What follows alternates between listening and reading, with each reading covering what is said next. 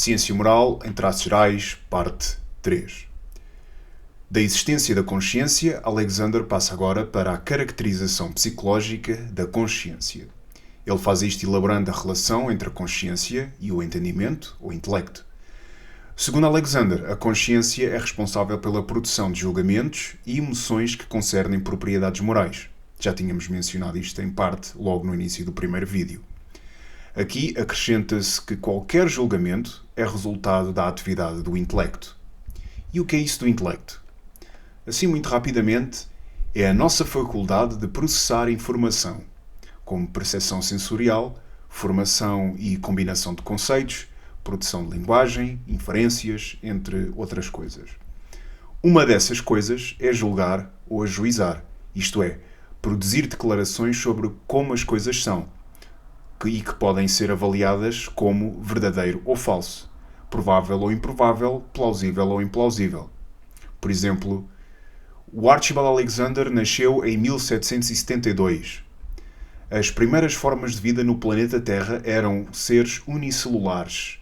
40 a dividir por 2 é igual a 20. Agora, se o intelecto é o responsável pela produção de todos os julgamentos, então também é dos julgamentos morais. Então, mas o Alexander não tinha dito que a consciência era responsável pela produção de julgamentos morais? Sim. Consciência é o nome que damos à faculdade composta, feita de duas partes fundamentais da nossa mente, o intelecto e o conato. O primeiro abarca todos os nossos poderes ou faculdades de cognição, o segundo abarca todos os nossos poderes ou faculdades de motivação, isto é, que nos impelem para a ação. A consciência é o nome que damos à operação conjunta do intelecto e do conato no processamento e produção de informação moral, por um lado, e produção de emoções e atos morais, por outro. Podemos esquematizar as coisas desta maneira. De um lado, temos a classe de todas as operações mentais cognitivas. Do outro, a classe de todas as operações mentais conativas. E na interseção, as operações mentais morais, resultantes da atividade conjunta do intelecto e do conato.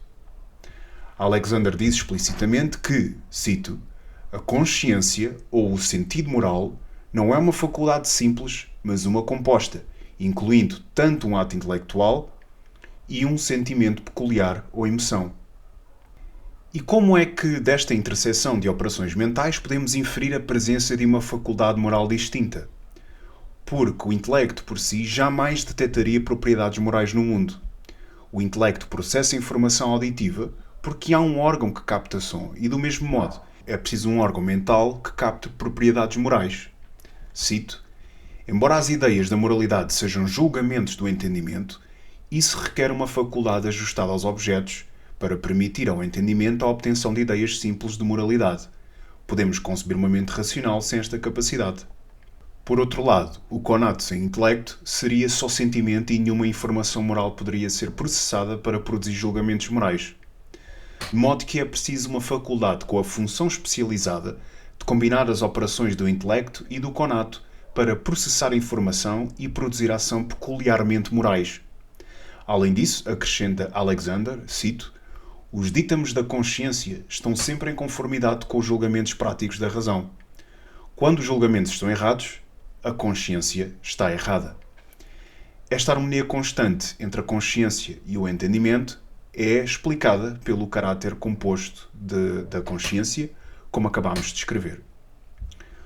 O problema é que, se o intelecto processar mal a informação sobre propriedades morais, ocasionará, na parte conativa da consciência, uma resposta emocional também errada. Isto é, os sentimentos de obrigação, aprovação ou condenação moral, de culpa ou de arrependimento assentariam sobre falsidades. É por isso que seriam errados. Um exemplo análogo é o da audição que usámos ainda agora. Imagine-se que detectávamos um som com uma certa qualidade e que parecia gotas a cair. Saímos da cama e fechamos melhor todas as torneiras e o som continua. Só depois nos apercebemos que está a cair uma chuva miúda lá fora e que estão a cair gotas de uma pequena estatueta para cima de uma chapa metálica. Neste caso estávamos errados, quando supusemos que eram as torneiras que estavam mal fechadas e passámos revista à casa toda. Do mesmo modo, pode-se detectar uma certa propriedade moral no ato que testemunhamos, mas fazer suposições erradas do seu caráter e ter sentimentos morais errados ou agir incorretamente.